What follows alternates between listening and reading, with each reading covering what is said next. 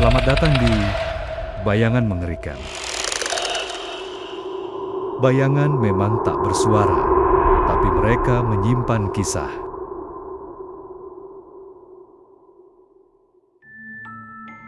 Pernah dengar tentang rumah panjang yang ditinggalkan tanpa alasan? Di tengah hutan Kalimantan, bukan cuma kosong. Rumah ini menyimpan sesuatu yang gak mau dilihat manusia. Di video ini, tim kami masuk ke tempat yang bahkan warga lokal enggan sebut namanya. Tapi yang kami temukan lebih dari sekadar legenda.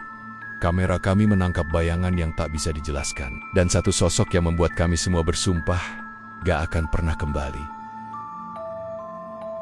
Jangan nonton sendirian, karena setelah ini kamu akan tahu kenapa mereka bilang rumah panjang terakhir bukan untuk pendatang. Hai, namaku Reza, aku editor video untuk channel dokumenter horor di YouTube. Kami punya konsep baru, menjelajahi tempat-tempat tak terjamah di pedalaman Indonesia yang punya cerita mistis, menyeramkan, dan belum pernah diangkat sebelumnya. Kali ini kami pilih Kalimantan, bukan sekedar karena hutannya yang lebat dan luas, tapi karena kami dapat info dari salah satu narasumber. Ada sebuah rumah panjang terakhir yang katanya ditinggalkan tanpa jejak, tidak ada catatan sejarah lengkap. Tidak ada dokumentasi resmi, tapi kisah tentangnya beredar dari mulut ke mulut warga lokal. Timku waktu itu cuma 5 orang. Ada Katio sebagai host utama, Rani yang megang kamera utama, Dika yang urus drone dan lighting, Andin sebagai penulis naskah yang biasanya juga jadi perekam audio, dan aku sendiri sebagai editor sekaligus yang biasa megang kamera cadangan. Kami semua udah biasa ngadepin tempat horor, mulai dari rumah tua, kuburan keramat, sampai gua bekas tempat penyiksaan zaman penjajahan. Tapi entah kenapa, dari awal, feeling kami soal rumah panjang ini agak beda. Kami start dari sebuah kota kecil di Kalimantan Tengah, lalu nyewa mobil buat masuk ke desa bernama Saring Baru. Perjalanan sekitar 5 jam dari pusat kota. Dan semakin ke dalam, jalanan makin sempit. Banyak spot yang bahkan gak bisa dilewati mobil kalau hujan turun. Pas kami sampai di Saring Baru, suasananya sepi banget. Bukan sepi karena nggak ada orang, tapi kayak semua orang sengaja diem. Waktu kami nanya ke warga soal rumah panjang itu, mereka saling pandang tanpa jawab. Ada yang langsung masuk rumah, ada yang pura-pura nggak denger, dan ada juga yang cuma senyum kaku lalu pergi. Suasananya tegang, kayak kami ngebahas sesuatu yang tabu. Akhirnya kami ketemu satu orang tua yang duduk di warung pinggir jalan. Namanya Pak Gawe, wajahnya penuh keriput, matanya sayu, tapi tatapannya tajam. Dia manggil kami pelan, lalu bisik-bisik kayak takut ada yang nguping. Kalau mau cari rumah panjang itu, jalan masuknya ada di hutan arah utara. Tapi jangan nekat masuk setelah matahari turun. Tempat itu bukan buat orang luar. Kata-katanya bikin kami saling pandang. Tapi jujur, dalam hati, aku malah makin penasaran. Kami pikir itu cuma bagian dari cerita warga buat nakut-nakutin. Namanya juga channel horor, makin misterius, makin bagus buat konten kan? Besok paginya, setelah persiapan peralatan dan logistik, kami mulai trekking ke arah yang dimaksud Pak Gawe. 3 jam jalan kaki menyusuri hutan. Sesekali harus nyebrang sungai kecil, dan beberapa kali hampir salah jalan. Untung Andin bawa peta manual dan Dika pakai GPS, walau sinyal kadang putus.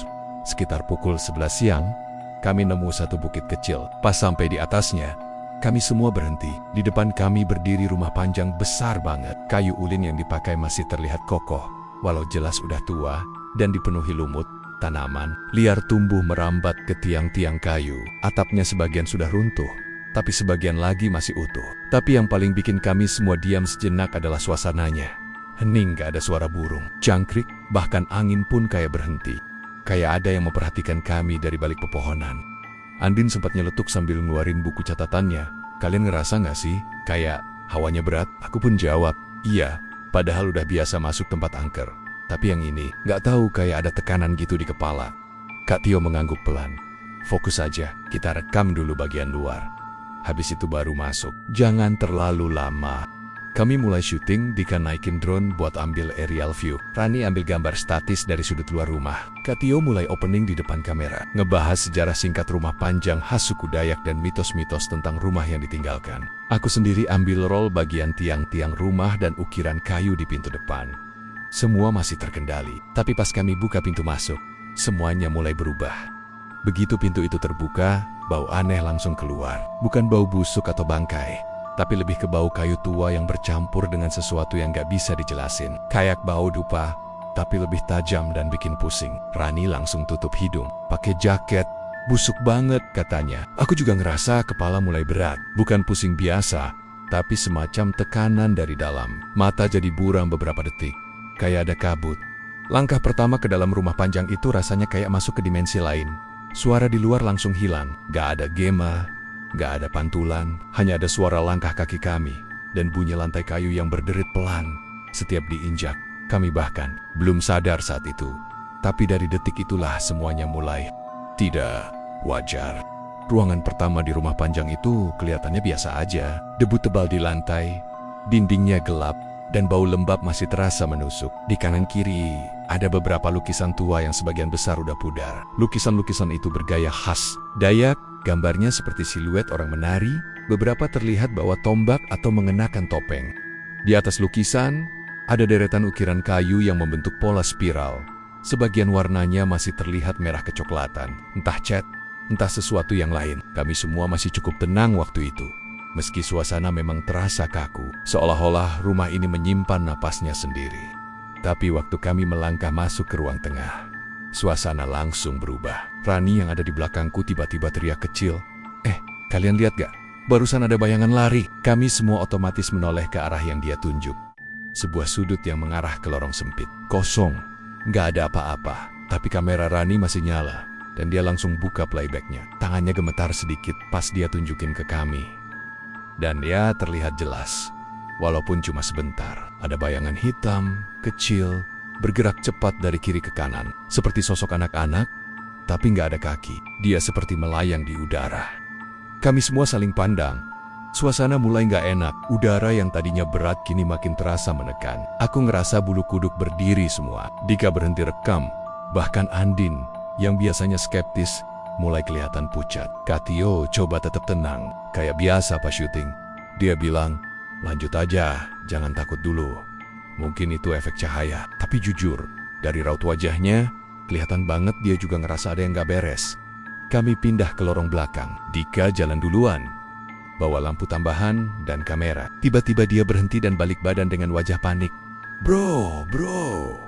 Gue denger suara orang nyanyi, tapi kayak dari bawah lantai." Kita semua langsung diam, serius. Waktu itu benar-benar hening, tapi beberapa detik kemudian, aku juga dengar suara humming pelan, kayak nyanyian pengantar tidur. Tapi nadanya pelan dan datar. Bukan suara perempuan, bukan juga suara anak-anak. Lebih seperti sesuatu yang mencoba meniru suara manusia tapi nggak sempurna. Suara itu muncul dari bawah lantai bambu yang udah lapuk, dan makin lama makin jelas. Rani mulai mundur perlahan sambil bilang, "Gua nggak nyaman. Sumpah ini beda." Kami putuskan untuk lanjut syuting biar cepat selesai. Tapi makin ke dalam rumah, semuanya makin kacau. Lampu sorot yang dibawa Dika tiba-tiba nyala sendiri, padahal belum dicolok. Baterai kamera yang barusan full langsung drop sampai 5%. Bahkan, walkie-talkie kami yang awalnya jernih, tiba-tiba nyambung sendiri dan keluar suara aneh. Bukan suara orang ngomong, tapi kayak suara makhluk kecil menggeram pelan. Atau lebih parah lagi, kayak ada hewan bernafas berat dari jarak dekat. Tapi begitu kami cek, nggak ada siapa-siapa di jalur komunikasi itu.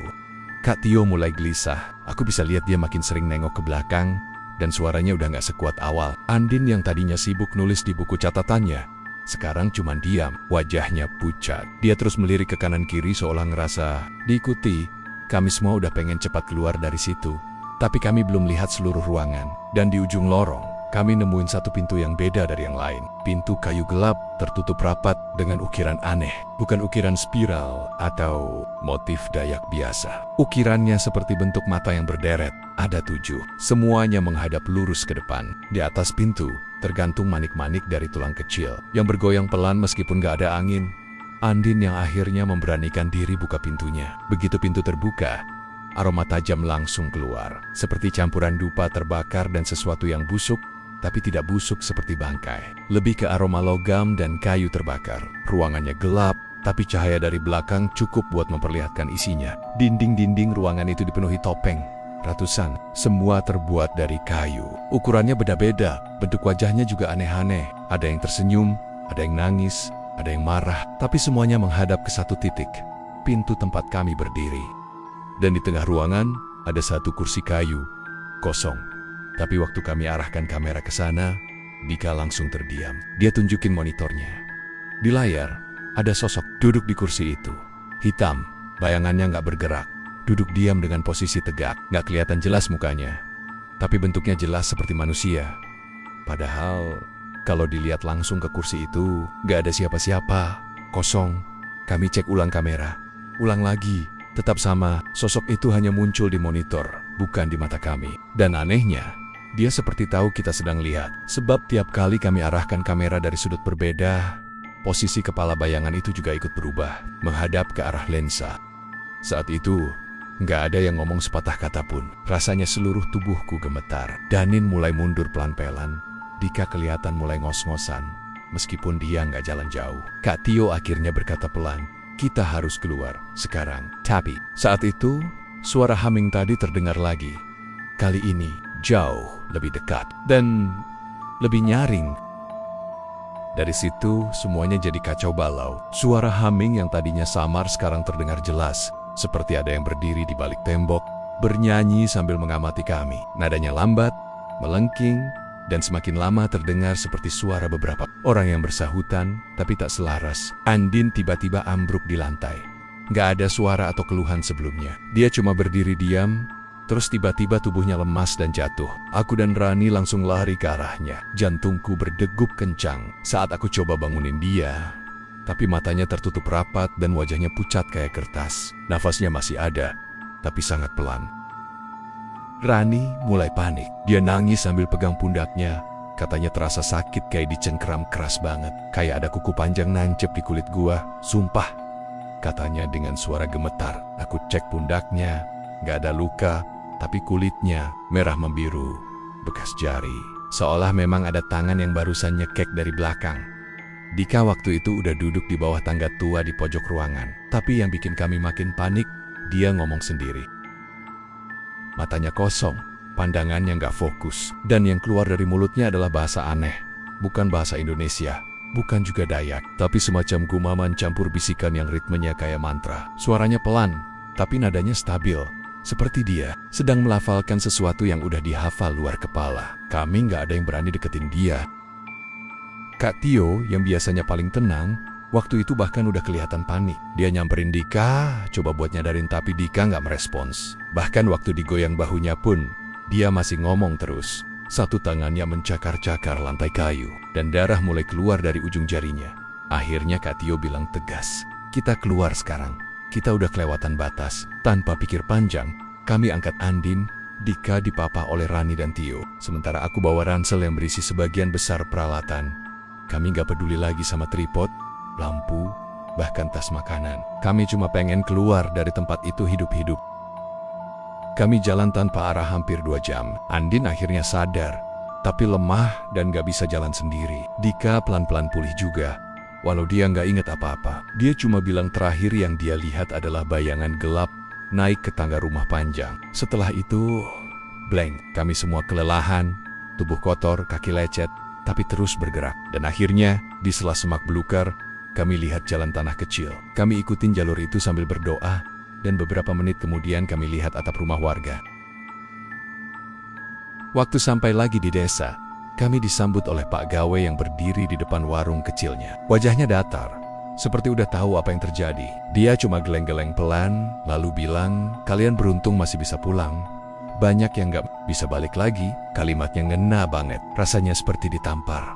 Saat itu kami gak banyak ngomong. Kami cuma duduk diam di depan warung, minum air mineral, napas ngos-ngosan, dan saling pandang dalam diam. Gak ada yang nyangka, konten yang awalnya buat video horor menarik, hampir jadi pengalaman terakhir kami. Seminggu setelah pulang ke Jakarta, aku mulai edit video. Tapi ada hal aneh yang langsung aku temukan. Footage dari ruangan topeng, yang harusnya direkam non-stop, hilang. Kamera kita memang sempat merekam. Aku ingat betul, tapi di folder bagian itu hilang. Seolah-olah filenya dipotong pas masuk ke ruangan itu. Lalu lanjut lagi saat kami udah lari keluar. Aku pikir mungkin error teknis, tapi semua file lain aman. Bahkan footage drone yang direkam Dika masih utuh. Tapi justru di footage drone itu aku nemuin sesuatu yang bikin darahku dingin.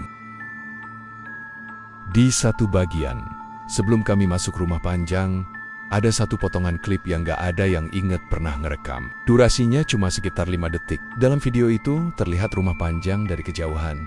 Di ujung atapnya berdiri seseorang pakai pakaian adat lengkap, hiasan kepala tinggi, baju penuh manik-manik dan ukiran. Dia berdiri diam menghadap ke arah drone, tapi mukanya datar, putih, kosong, tanpa mata, tanpa ekspresi. Dan yang paling menyeramkan, dia tersenyum. Senyumnya aneh, bukan senyum ramah, tapi senyum yang gak wajar. Kayak topeng yang dipaksakan untuk terlihat bersahabat, tapi gagal. Aku tunjukin ke yang lain. Rani langsung nutup laptop. Dika pergi ke balkon dan muntah. Andin gak ngomong sepatah kata pun. Katio cuma bilang pelan, kita gak usah upload yang bagian itu. Dan kami semua sepakat, video yang kami unggah ke YouTube cuma berisi bagian luar rumah panjang. Ditambah narasi bahwa rekaman dalam tidak bisa ditampilkan, karena alasan teknis. Kami edit sedemikian rupa supaya tetap bisa tayang, tapi kami hapus semua jejak tentang ruangan topeng dan sosok di ujung atap itu. Sampai sekarang, kami nggak tahu siapa sosok itu. Kami juga nggak tahu apa sebenarnya yang terjadi di rumah panjang itu. Tapi satu hal yang pasti, kami nggak akan pernah balik ke sana lagi. Rumah panjang itu bukan cuma tempat kosong, dan yang ada di dalamnya jelas nggak suka pendatang. Itu tadi kisah nyata yang kami alami di dalam rumah panjang terakhir. Tempat yang gak akan pernah kami datangi lagi. Kalau kamu punya cerita horor dari desamu, tempat angker yang belum banyak orang tahu, atau pengalaman mistis yang gak bisa dijelasin, tulis di kolom komentar. Jangan lupa like video ini kalau kamu suka konten seram seperti ini. Subscribe untuk cerita horor paling misterius dari pelosok Indonesia, dan nyalain loncengnya. Karena di Bayangan Mengerikan, bayangan gak cuma datang dari gelap, tapi juga dari kisah yang belum selesai.